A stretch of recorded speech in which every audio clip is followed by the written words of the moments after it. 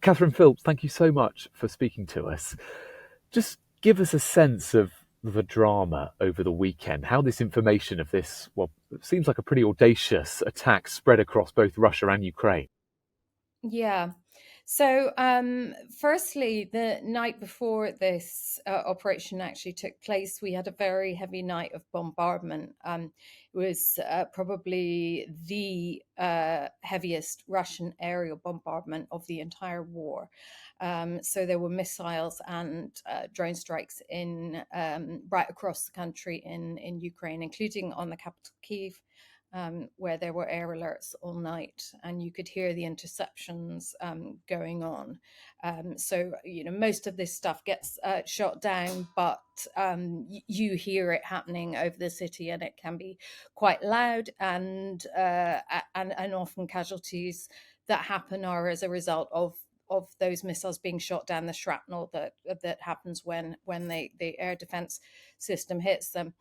And essentially, this has been going on really since President Trump uh, tried to launch this peace process, supposedly these peace negotiations between Ukraine and Russia. And essentially, it's believed that what Russia has been trying to do is exhaust the existing air defenses that Ukraine has, which are Patriot missile systems that were given to it by the US, in the belief that President Trump would not replenish them or wish to replenish them. So that's the background to what was to happen the next day. So on Sunday, the first reports started coming in from Russian Telegram channels, which are an invaluable source of information about a lot of what's going on on the Russian end of Ukrainian attacks. It's often the place where you first hear it, and there's lots of channels that are curated by what we call pro-Kremlin mil bloggers, military bloggers, who are often bloggers who are within the armed services or are people who follow it very closely. And what started showing up on these channels was were videos of apparent strikes in various areas of Russia where there were air bases. So you saw at first plumes of smoke coming out from what were then said to be airfields. So all these reports start popping up all over the place, and a lot of chatter in Russia about what's going on, what's happening. It was only later that the Ukrainians uh, clarified exactly what had happened. And so it turns out that they started to release in drips and drabs and then in a more formal statement that this was an operation conducted by Ukraine's security service, the SBU, which is like the intelligence service, that it had been a year and a half in the planning, and it had essentially used these drones, smuggled them into Russia, where they had been driven to concealed in wooden containers, driven on trucks close to these air bases, the furthest of which was almost 3,000 miles away from the front line. So not within current range of Ukrainian drones. And then they had been released there remotely from these containers. And so the SBU at first said that they had hit 41 of these aircraft, which are the long range strategic bombers that Russia uses mostly to launch cruise missile strikes on Ukraine. Critically, these are also nuclear capable bombers, which we can talk about later about why that plays into some of the threats that Russia's now issuing in response. Um, it Russia played this down and said that it acknowledged the hits. It said that only two of the air bases had been successfully hit and the others had been repelled. Ukraine has not quantified which bombers on which air bases it claims to have struck, just that figure of 41. Today, Monday, they have clarified that 13 of those bombers were completely destroyed, and another number of them damaged. Now, I think that it's reasonable to think that that damage could be fairly severe if you look at the video that was released by the Ukrainian security services themselves, because because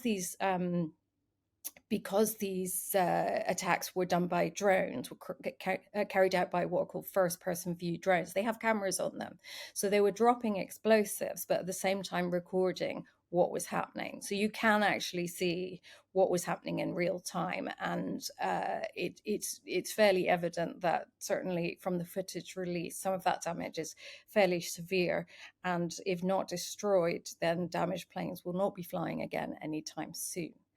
Now, I think it's worth noting as well that if 40 of those aircraft were struck, that is out of a total of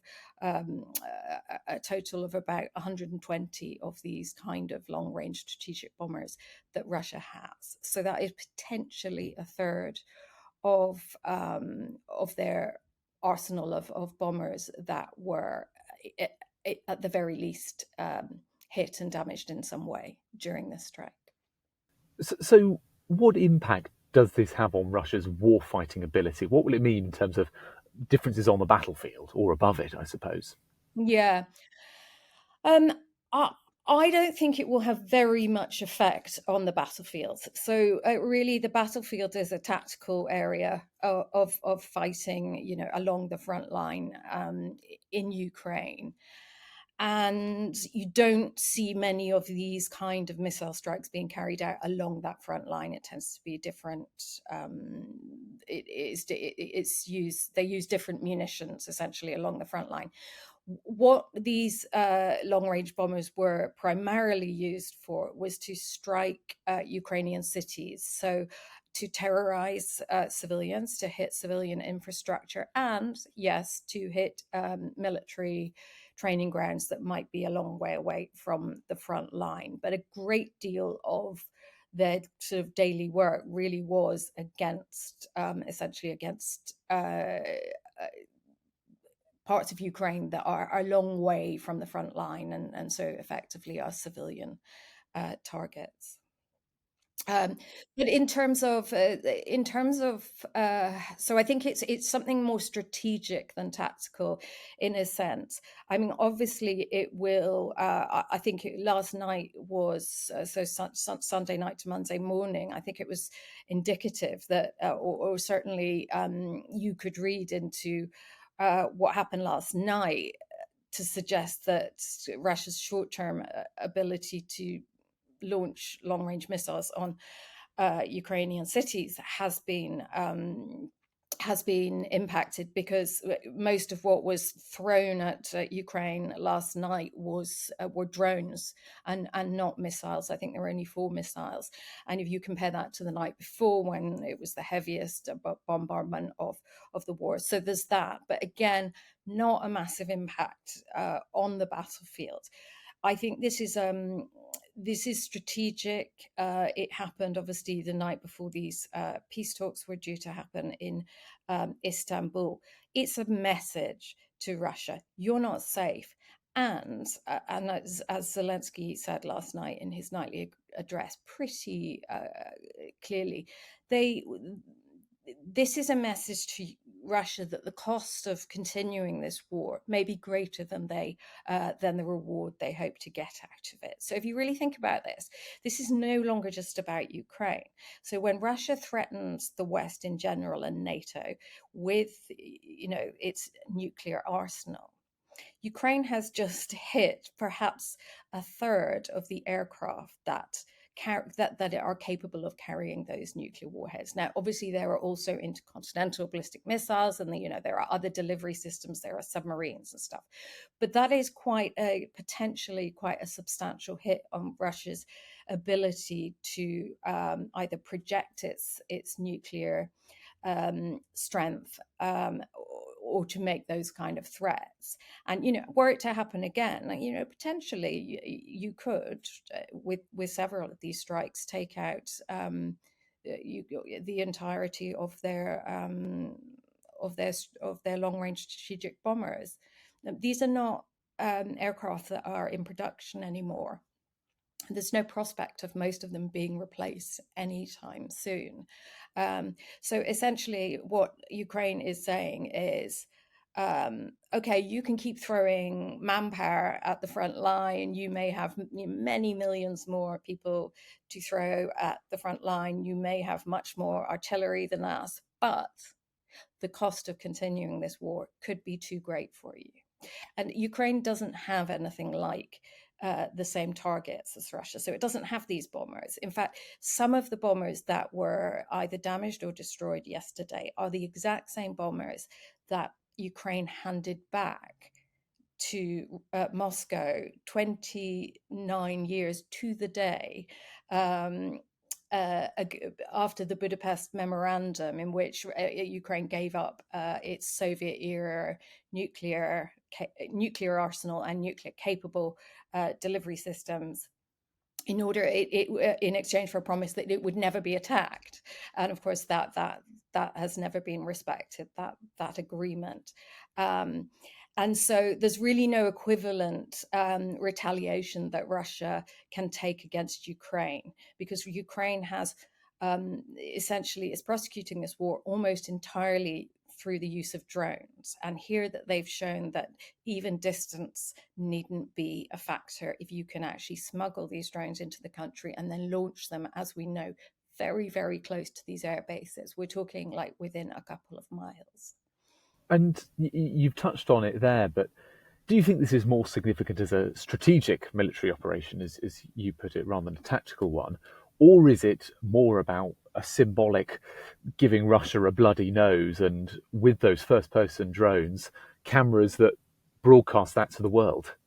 Yeah, think it's strategic and symbolic, and both those things are important, because you have, someone like President Trump. Zelensky said, you have no cards.